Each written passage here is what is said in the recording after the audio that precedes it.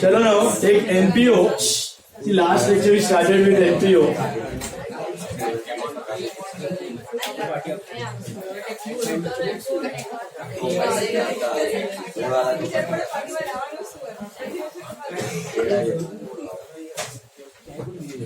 Imposition ये test का नहीं है, ऑलरेडी लिखा हुआ है एडमिशन रिटायरमेंट डेथ सबका. This was like a revision test.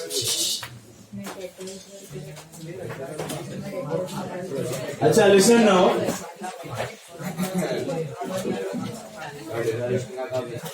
Dissolution this Sunday. This Sunday party also is there and dissolution test is also there. Okay?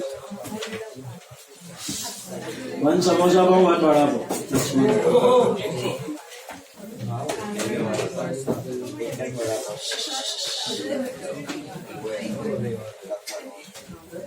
Right now, listen.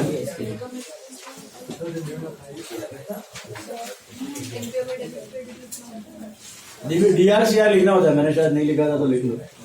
Income and expenditure account में DRCR आएगा ऊपर. अच्छा, याद है what is NPO? Non profit organization. Their motive is not profit, their motive is service. Is there a particular act that governs an NPO? कोई particular law नहीं होता. Do we make trading P&L account for it? Instead of that we make what? Income and expenditure account, nominal account to find out profit और loss. लेकिन हम उसको profit loss नहीं बोलते, उसको क्या बोलते हैं?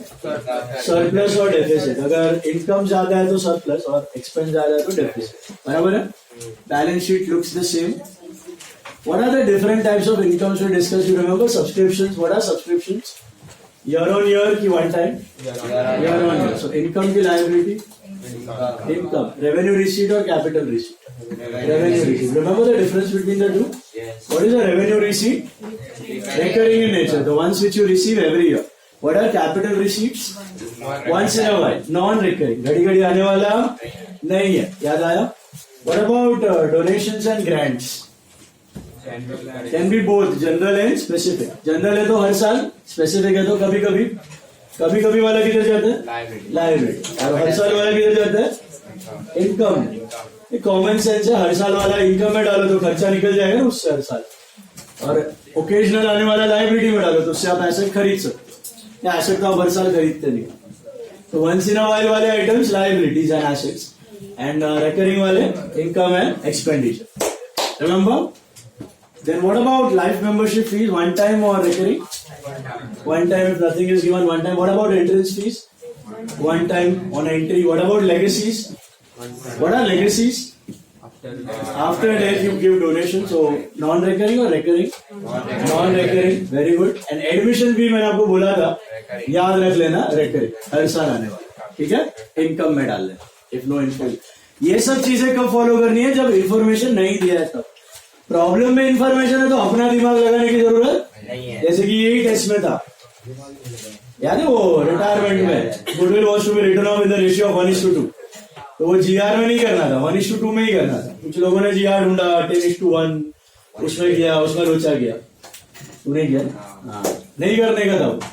अगर क्वेश्चन में दिया तो अपना दिमाग लगाने का.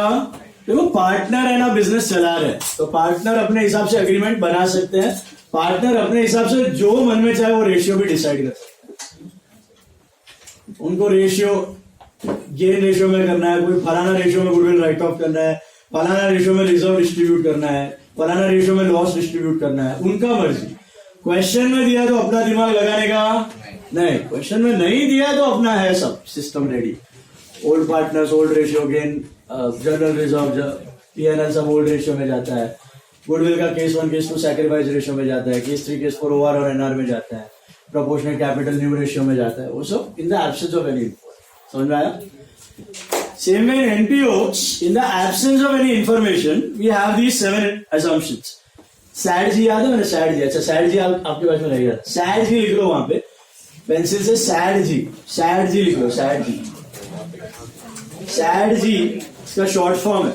जो 7 इनकम मैंने बताया ना, SAD जी का फुल फॉर्म क्या है पता है? SAD जी का मतलब है subscriptions, admission fees, donations, grant, government grant. ये 4 items, subscription, admission fee, donations और गवर्नमेंट ग्रांट, इन 4 आइटम्स के बारे में अगर कुछ भी नहीं दिया तो आप इनको क्या ट्रीट करते हो? लायबिलिटी की इनकम, रेकरिंग एंड इनकम, इनके बारे में अगर इन्फो नहीं दिया है तो इनको क्या ट्रीट करना है? Recurring and income. Is it clear? Okay. Whereas legacies, life membership fees और आपका एंट्रेंस फीस के बारे में कुछ नहीं दिया तो क्या करना है? लायबिलिटी कैपिटल फंड में ऐड, कैपिटल फंड में ऐड। चलो ड्रॉ कर लो in the books of some number 2, Pathare Gymkhana.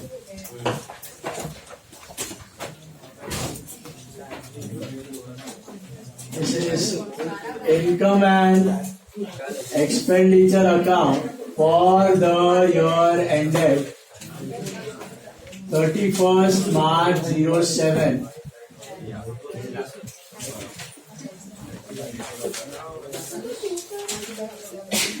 And balance sheet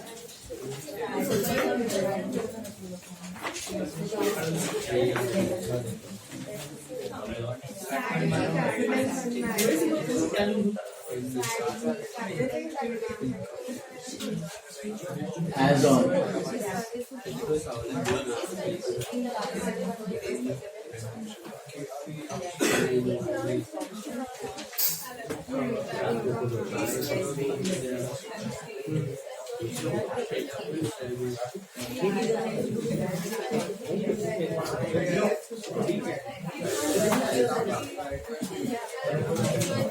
फटाफट मार्क करो। चलो start with the payments. What are these are nothing but final accounts only of NPO. आपने final accounts किया ना सोल प्रोप्राइटर पार्टनरशिप का, वही है ये। खाली ट्रेडिंग पीएनएल का जगह किसने ले लिया? Income and expenditure. ट्रेडिंग है ही नहीं क्योंकि they are not involve in any trading activities. Purchase से कुछ करता ही नहीं है। ऊपर का माला गुल, पीएनएल के जगह you have income and expenditure and balance sheet के जगह यू हैव बैलेंस शीट। अच्छा, इसमें कैपिटल होगा कि कैपिटल फंड होगा? ये बहुत सारे लोग कंट्रीब्यूट करते हैं तो इसको क्या बोला जाता है? Capital fund. बराबर है? Is this the first year और continuing year of the organisation? कैसे पता चल रहा है आपको? कैश का ओपनिंग बैलेंस नहीं है, that's your int. What is a receipt payment account? I told you won't get trial balance in the question. You get receipt and payment. What is a receipt and payment account? ये होता क्या है? Cash balance account, Cash bank account. It is nothing but summary of cash bank account. What is a receipt payment account, guys? Cash bank account. साल भर में इतना पैसा आया, इतना पैसा गया। But क्या income and expenditure is cash bank? No. It shows current year's income and current year's expense on accrual basis. What basis? Accrual. Outstanding prepaid adjust करने के बाद earned and incurred basis. Earned and incurred. Received basis, paid basis पे नहीं. Earned and incurred. ये करने से क्या होता है? आपका मैचिंग फॉलो होता है। हर साल आप अपने सरप्लस डेफिसिट को मैच कर पाते हो और डिसीजंस ले पाते हो कि ऑर्गेनाइजेशन में अभी सब्सक्रिप्शन बढ़ाना चाहिए, नहीं बढ़ाना चाहिए, कम करना चाहिए, खर्चे कम करने चाहिए कि उतने ही रखने चाहिए। ये सब तभी पॉसिबल होगा जब आप अपने सरप्लस डेफिसिट कंपेयर कर पाओ। Is it clear? तो इसके लिए अक्रूवल सिस्टम, मैचिंग कंसेप्ट, ये सब के बेसिस पे हम लोग बनाते हैं। ओके, ऑल बिजनेसेस प्रॉफिट और नॉन प्रॉफिट सब लोग ये फॉलो करते हैं। चलिए शुरू करते हैं अभी। Start with the payment side, land and building. What is land and building? अच्छा, ये पिछले सालों से आया हुआ है कि इस साल खरीदा? इस साल। पक्का? कैसे पता चला? फर्स्ट ईयर है और इस साल के कैश अकाउंट में रिफ्लेक्ट हो रहा है। Tournament expense, check whether you have any tournament fund. याद है फंड का फंडा बताया था लास्ट टाइम? फंड क्या होता है? फंड जो इकट्ठा करते हो ना, क्या वो हर साल बनाओगे? रेयर होता है, ओकेजनल होता है। तो any dam fund collected is a liability. Why? Recurring और non recurring? Non recurring, capital receipt. And fund का एक्सपेंसेस हुआ तो उधर से minus. What will be wrong if I put fund and expense and income and expenditure? Recurring expense और income के साथ non recurring liability match. वो matching को लोचा मार देगा ना. एक ही वन टाइम है तो पूरा आपका सरप्लस डेफिसिट हिल जाएगा उस साल. समझा? तो नॉन रिकरिंग अलग ही रखना है बैलेंस शीट. यानी कैसे प्रेजेंट करना है? फंड को लायबिलिटी और फंड का एक्सपेंस उधर से ही minus. Sir what if expense बहुत ज्यादा हो गया, फंड 5,000 और एक्सपेंस 6,000 हो गया, कोई बात नहीं. 5 में से 5 माइनस करो, 0 बनाओ. 1,000 एक्स्ट्रा एक्सपेंस हुआ है, put it under expense. It's like a loss. आगे फ्यूचर में तो काम आने वाला नहीं है, बट है अभी 1 साल हो गया तो हो गया. घड़ी घड़ी होने वाला नहीं है, we know that, but we don't have a choice. We can't put it under asset. It's not a deferred revenue expenditure. So अगर फंड का एक्सपेंस ज्यादा हो गया, बाई चांस होता नहीं है, जस्ट फॉर योर नॉलेज से, अगर हो गया तो you can put it under expense. Okay. Generally fund is bigger, expense are less. तो वो यहाँ पे दिखा सकते हो, फंड माइनस एक्सपेंस. हमेशा आपका प्रेजेंटेशन इधर ही आने वाला है, fund minus expense under liability. Is it clear? देखो फंड कितना दिया है. टूर्नामेंट फंड 1,500 है, टूर्नामेंट एक्सपेंस 1,100 है, विदा 400 रुपए एक्स्ट्रा फंड ही है. फंड ज्यादा होगा हमेशा. Furniture is asset. Material, sports material का भी मैंने आपको बताया था लास्ट लेक्चर. ये दोगला है, याद है? मटेरियल्स मतलब एसेट भी हो सकता है, एक्सपेंस भी हो सकता है. So how will you understand whether it is an expense और एन एसेट? एडजस्टमेंट में क्या देखना है? डेप्रिसिएशन या फिर cell.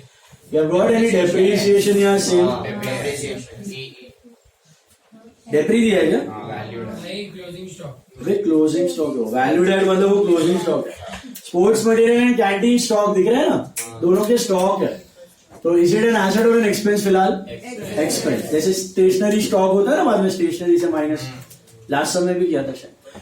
Stock of sports material था. इधर भी सेम फंड है, less from sports material asset. Stock prepaid होता है.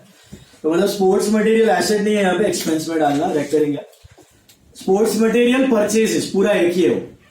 स्पोर्ट्स मटेरियल परचेजेस पूरा साथ में है, वो भी इंटर की. That is an expense. That is an expense. Salaries expense. Insurance expense. Canteen expense including purchases expense. इस साल खरीदा हुआ general expense expense. 4% government securities asset. अभी जैसे उधर रिटर्न एडजस्टमेंट आया ना, परसेंटेज देखिए, सीसीसी, कैलकुलेट, चेक, कंपेयर. इधर भी सेम है, CCC. Amount deposited in the bank का मतलब asset, bank balance. Amount deposited in the bank मतलब उतना बैंक बैलेंस एंड में हो चुका. एनपीओ क्या कहता है? जितना रोकड़ा कलेक्ट होता है लास्ट में थोड़ा पैसा बैंक में डाल देता है सेफ्टी के लिए. तो उतना पैसा बैंक में बढ़ गया ना, कैश घटा और बैंक बढ़ा. कॉन्ट्रा मारते हैं ना, कैश घटा बैंक बढ़ा. तो it's nothing but your closing bank balance. Amount with bank is closing bank balance. Cash balance is your रोकड़ा बैलेंस. Cash asset. ओपनिंग है कुछ कैश इन हैंड? पढ़ो नहीं है. डोनेशन, सैड जी, ये 4 आइटम का इन्फो नहीं दिया तो गिर जाएगा. इनकम में ये चारों items income. If no information is given, if, but यहाँ पे इन्फो दिया है, बाद में देखिए. एंट्रेंस फीस, फिलहाल सब लोग को इन्फो नहीं दिया तो क्या करो? वन टाइम की recurring. So add to capital fund, liability, add to CF. फिलहाल add to CF. Tournament fund, liability, subscriptions, income. Always a subscription, hands down income. No other two thought about it. Canteen receipts, income. Interest on securities, income. मतलब समझ में आ रहा है? Organization हर साल इतना canteen से कमा रहा है, इतना इंटरेस्ट से कमा रहा है.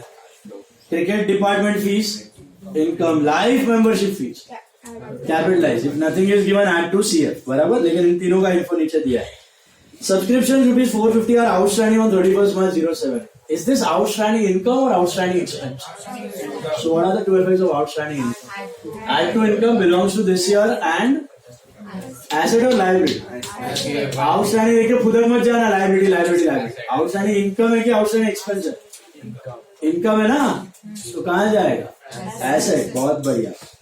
Subscription 125 received in advance, pre-receipt. Received in advance. Minus from subscription and क्योंकि वो ये साल को बिलोंग, कौन से साल को बिलोंग करती है? इनकम. नेक्स्ट ईयर की इनकम में दिखेगा. इस साल की इनकम में दिखने वाला माइनस करो. Next one, outstanding salary 175. Add to salary and Liability. liability. Expense belongs to which year? Expense belongs to which year, Shreya? Next year. Recording ये sir Outstanding salary belongs to which year? Last year Current year. Expense belongs to current year. पैसा कब दोगे आप? Next year. पैसा और expense same नहीं होता. एक बंदे ने मेरे पास 12 महीना काम किया है, मैंने उसकी सैलरी दी ही नहीं है, तो क्या मेरे बिजनेस में सैलरी हुआ ही नहीं है? हुआ है. 12 महीने का सैलरी रिफ्लेक्ट होगा पीएनएल में, भले ही 1 रुपया भी दिया ना हो, पैसा आगे पीछे तो चलेगा. काम हुआ वो इनकर्ड एक्सपेंस, अर्न किया वो अर्न इनकम, वो दोनों रिफ्लेक्ट होते हैं आपके इनकम एक्सपेंस में. पैसे आगे पीछे आए, आगे पीछे दो चले. You are not maintaining accounts on cash system. This is called accrual system. Is it clear? So outstandings belong to current year and prepaid and pre-received belong to next year. इसलिए हम यहां से हटा के उसको नेक्स्ट ईयर के income expense में डाल दें. समझ आया? तो outstanding salary, add to salary and liability देना बाकी है, belongs to this year. Prepaid insurance is 30. What are we going to do? Minus from insurance and asset. What is prepaid? Does it belong to this year or next year? लेकिन पैसे कब दे दी? तो क्या next year वापस पैसे दोगे? Next year खाली expense में रिकॉर्ड करो. ओके, रिसीव पेमेंट में नहीं आए. अभी देखो ध्यान से पढ़ो, पॉइंट नंबर डी. पढ़ो. Capitalize donations, life membership fees and 50% of entrance fees. मतलब पूरा का पूरा डोनेशन क्या करना है? कैपिटलाइज. ऊपर है ना, चेंज करो, इनकम कट करके क्या लिखो? Plus CF liability, plus CF add to capital fund. मतलब ये वन टाइम है कि घड़ी घड़ी आ रहा है? वन टाइम है. ऑर्गेनाइजेशन फॉर्म हो रहा है ना, तब भी दिया है पब्लिक ने, बस हर साल नहीं आएगा. What about life membership fees? पूरा वन टाइम, वो तो करना ही, वो तो वही किया है. And 50% of entrance fees. पूरा की आधा, तो बाकी आधा किधर जाएगा? इनकम में जाएगा. आधा कैपिटलाइज, आधा इनकम. आधा कैपिटलाइज, आधा इनकम. ओके, याद है ना? लास्ट समय भी याद है, इधर लिखा था, फिर माइनस करके मैंने ऊपर ऐड किया था. ब्रेकअप है वो. Sports material and canteen stock are valued at so and so. वो कौन सा स्टॉक है? क्लोजिंग स्टॉक है 31 मार्च. तो क्या करोगे? स्टॉक मीन्स प्रीपेड, तो less from canteen, less from sports material and assets. ये साल का है कि नेक्स्ट ईयर का एक्सपेंस? ये साल. वो stocks belong to this year और नेक्स्ट ईयर? Next year. इसलिए ये साल से माइनस करते हो ना. कब यूज होगा ये माल? Next year. लेकिन पैसे कब दे दिए?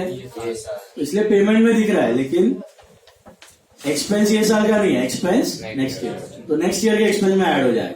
करते हो ना ओपनिंग स्टॉक फाइनल अकाउंट में, डेबिट में लाते हो ना ट्रेडिंग में. वो क्या है? Opening stock. ये साल का ओपनिंग स्टॉक क्या है? लास्ट ईयर का क्लोजिंग. लास्ट ईयर का एसेट बिकम्स ये साल का एक्सपेंस. Same concept. तो ये साल का क्लोजिंग स्टॉक बन के आएगा नेक्स्ट ईयर का ओपनिंग स्टॉक. नेक्स्ट ईयर का हम बना नहीं रहे, जस्ट फॉर योर नॉलेज से. Depreciate furniture and building. Devansh क्या करोगे? Depreciation less from assets and expenditure. Dots डाल दो फटाफट. Put a dot, 2 dots on subscription, 1 on salary, 1 on insurance. 2 on subscriptions, Diya Shah. 2 on subscriptions, 1 on salary, 1 on insurance. Where are you roaming? Subscription 2 dots, salary 1, insurance 1. Donation, life membership fees, entrance fees पे एक breakup के लिए. Donations, life membership fees, entrance fees 1 dot each. Sports material and canteen 1 dot. Sports material and canteen 1 dot. Furniture and land and building 1 dot. Furniture and land and building 1 dot. There is one hidden adjustment. Make a note for that. 4% government